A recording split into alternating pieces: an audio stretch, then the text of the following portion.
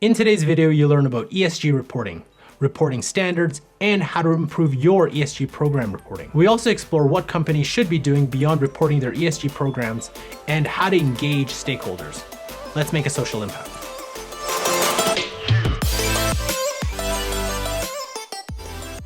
Hi everyone, I'm Carl. Welcome to the Social Impact Show, where CSR professionals get the latest strategies and tips to help them scale and grow their CSR and goodness programs.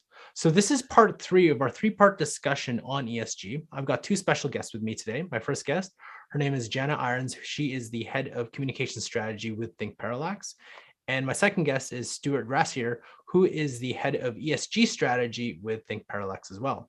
So today we're going to be talking about ESG reporting. So first of all, what is ESG reporting? You know, I've heard about metrics, I've heard about standards. So can you enlighten us? What exactly is ESG reporting? What's that about? Yeah, Carl, I think at the highest level, it's both a disclosure document and a storytelling document. And what you're attempting to do through an ESG report is to communicate your environmental, social, and governance performance, and be sort of transparent about what you're doing and your successes. And if you're really good at this, or if we're really trying to, if we're pushing our clients and pushing the space, to also be transparent about where some of your gaps are, and what you're not doing, and sort of your plan for progress in that space. And so who is this for? Is it for your investors? Is it for your leadership? Or is it for employees? Like who do you present you're reporting for? Oh, Janna and I have this question all the time. And we ask this question all the time. And you need to ask that question, who is this report for? And the answer may vary depending on who you are, what your objectives are, and what you're trying to achieve. I think historically, the report was mostly, if it was read in any depth, it was mostly for employees. And that's who we saw reading it the most. And to some extent, some sort of like nonprofit partners and the like. That's been changing a lot. And increasingly, you're seeing in the investor community pay a ton of attention to it. That has been trending here maybe in the last 3 to 5 years. We're going to have even more eyes on it from investor community and and regulators. In Europe, we've seen regulators thinking about and looking at reporting as a tool for disclosure, and the SEC, is increasingly weighing in on that. And then I think anecdotally we hear lots of stories. It's not just existing employees, but potential employees. It's one of the documents that if someone's doing a job interview, a lot of HR people saying, hey, that's the one thing that the candidates generally are looking at and reviewing. But yeah, that's a key question to always ask. Yeah, and some companies will try to create a report that does everything for everyone, and that in fact does nothing for anyone. And so really understanding that investors, they want to see your data and your policies and your progress, that you're really addressing all these issues, whereas an employee or a potential employee might just want to see, like, give me the highlights, tell me the high level, what are you doing that's great, why can I feel good about this company? And so those are really different objectives. And so we generally recommend companies moving toward creating pieces that are specific to those audiences. So perhaps you have a full report that is much more dedicated to investors, where you have a shorter summary piece that can be used more broadly for customers or the public or employees. And I've heard a lot about what's called the reporting standards. So like, what is that and how many are there? There are too many of them is the short answer, and a lot of efforts are being made to consolidate them. And so I think as you're so it's a challenge, it's a hurdle. Quite honestly, it's very daunting, whether it's reporting frameworks, whether it's rankings and ratings. Often the reference is to the alphabet soup of all of these that are out there. So it can be daunting, it can be a challenge. I like to kind of reframe that and see it as more of an opportunity. That you can't realistically use all of them and do all of them, and so then it becomes more of an opportunity for you to be strategic about what you do and why you do it. So might be particular reasons to participate in a ranking and rating. There may be a particular reason you're going to use GRI instead of SASB, or you use them together. And again, I'm throwing out acronyms that people may or may not know. But yeah, there's a lot of them. I think the two that are sort of trending in the space right now is one of the acronyms is SASB and the other is TCFD. SASB is the Sustainability Accounting Standards Board, and TCFD is the Task Force for Climate-Related Disclosure. In both cases, those are getting a lot of prominence and play because they're the focus of regulators, and referencing for regulators has also been referenced by institutional investors as frameworks that are important, and they're trying to consolidate and focus what we report on and how. And then we would be remiss if we didn't speak to the GRI, the Global Reporting Initiative, which is the reporting framework that most companies use, and it's the one that's been around for the longest, and that very much complements the work that TCFD and SASB does. There's kind of the technical jargon of how I was looking at SASB, and TCFD focuses on the financial materiality, topics that are financially material, and then GRI focuses on the topics that are material or important to your larger stakeholder community. So I think as you're trying to navigate those would be where we would start a conversation around the Global Reporting Initiative, around the Sustainability Accounting Standards Board, and TCFD, the Task Force for Climate-Related Disclosure. And I've always wondered, because I did another episode on this. It was on the Sustainable Development Goals.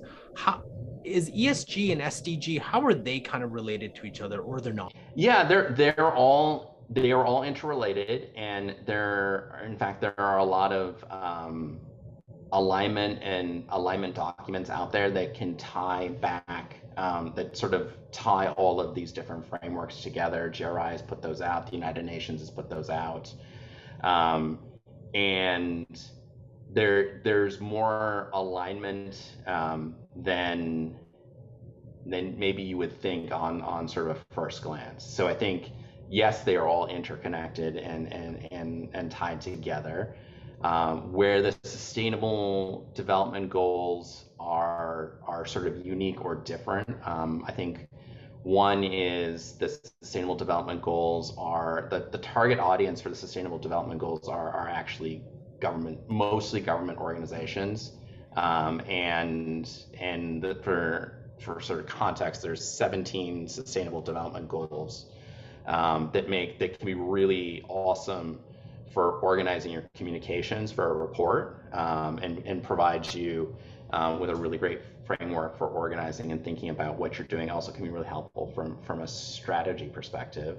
But underneath each of those Sustainable Development Goals are very specific KPIs that are aligned with or connected to some of these other frameworks. But it is a little bit harder for a company to specifically connect their work and their impact to a lot of the specific KPIs, because the KPIs were generated with sort of a governmental agencies, government country level expectations.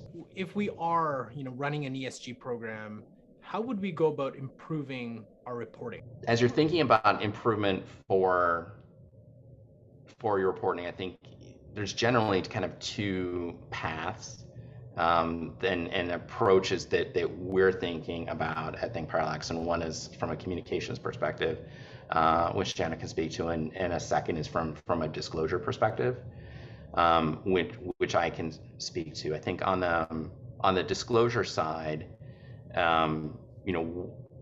your first step is sort of understanding, what is your baseline for present disclosures. So what have you been disclosing in the past? How does this align, or how does it allow you to be in accordance with the different frameworks that were talked about earlier? So I think that's step one. Step two is then to see where those gaps are, where those opportunities are for improvement, which could mean that there's other frameworks, other disclosures that are important to continue to report on, and that could be something, you could put a plan together over the next 2 to 3 years to report out on that. So that would kind of be step two, and the third piece is we're moving in sort of the complexity, and we're moving in sort of the, what's the right word? I think we're trying to be more sophisticated in how we disclose information. So there's kind of a move to financial grade data. So to improve the types of data that we provide, that we provide in the ESG space, we have to build better processes, procedures, controls, and sort of data management systems within our organizations to improve our reporting disclosure. Because presently a lot of the disclosure work is done in Excel spreadsheets.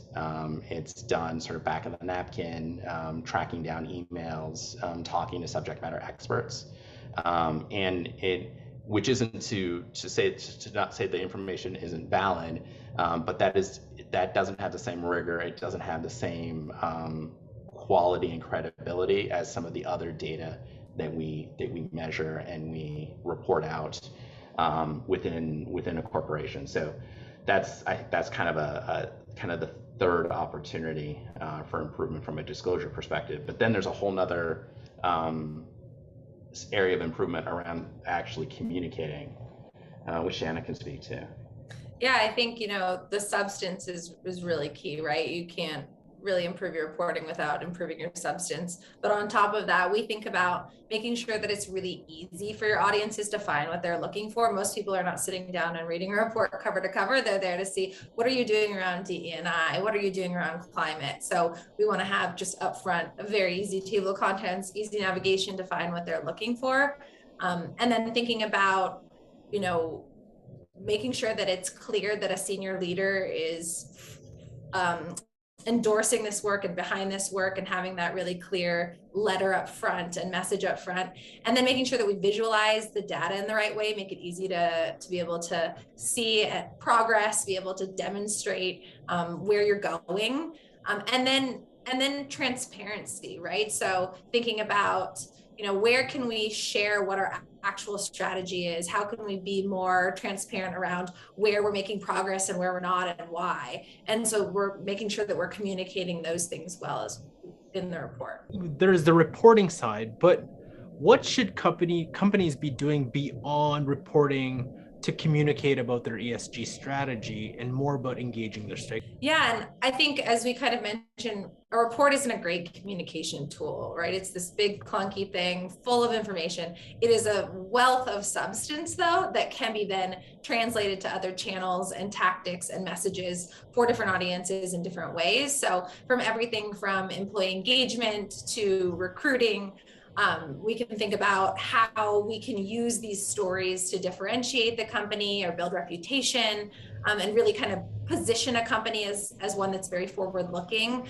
We know that especially the next generation really cares about companies and big corporations, especially making a positive impact and addressing these big macro challenges in the world, right? So if companies can effectively tell that story, they can, attract top talent, they can keep their employees, especially with this, whatever we're calling it now, great resignation, great reshuffle. And we can really kind of transform that substance, all those data points and stories, into campaigns or summary pieces or, activation, social media, you name it, thought leadership, to really help to kind of build reputation around what the company is doing. Yeah, and it doesn't really stop, right? It doesn't stop there with the report. It really is, there's an opportunity for increased engagement with your stakeholders, and to do it well. And most of us are not doing this well, but the opportunity here is to start building in feedback loops, right, with your stakeholders, right? So I have this data, I have this information. All right, I'm now going to go and share it with my investor community, and then how do I share it? When do I share it? Putting a strategy together for that, and then also what do I do with the information and feedback that I get from my investor community or from my employees, and how do I incorporate that into my ESG strategy, into adapting and changing my policies, rolling out new programs, and ultimately you see all of that will then get reflected in the next report. So do you have anything else to add in terms of ESG reporting or reporting just in general for those ESG programs, from both an employee side, the leadership side, into investor side? Well, I think top tips, things that we haven't, just purely from a practical perspective, is start earlier than you think you want to. It takes longer than you think to do this.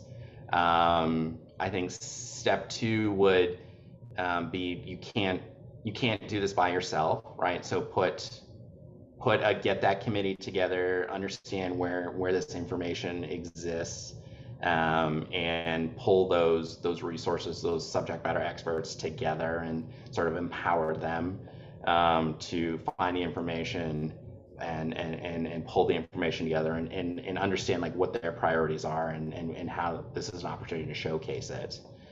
So I think those are like 2 things like on that always encouraging. I think the third piece, and kind of hit on this around sort of just improving data and data collection.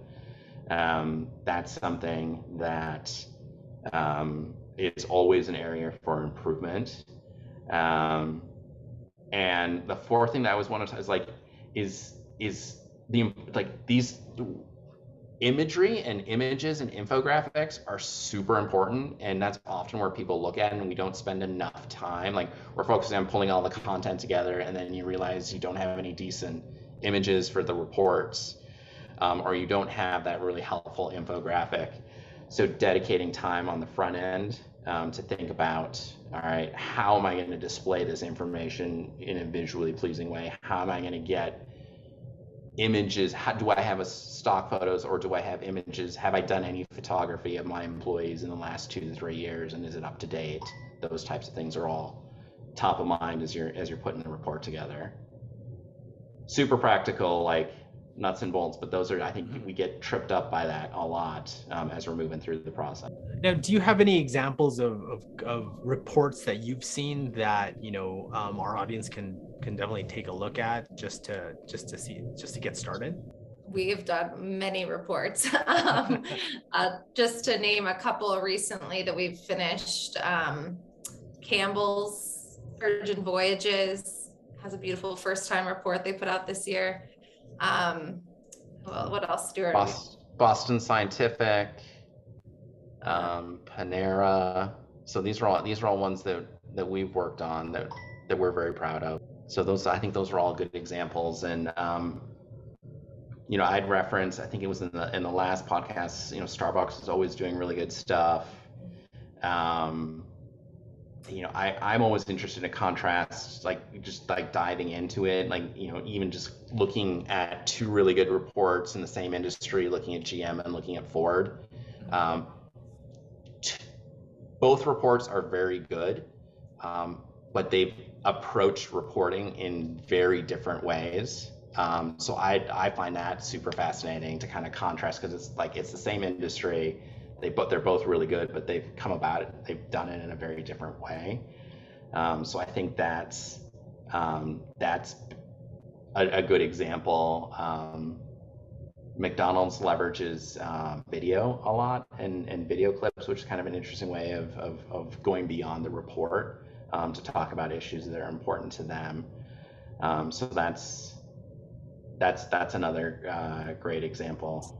One more came to mind is Neiman Marcus just launched their first report and did an excellent job with setting goals and having a really strong strategy. So that's a great one to look at. Check out part 1 and 2 of our discussion on ESG by watching this playlist here. Thanks for watching, and we'll catch you in our next video.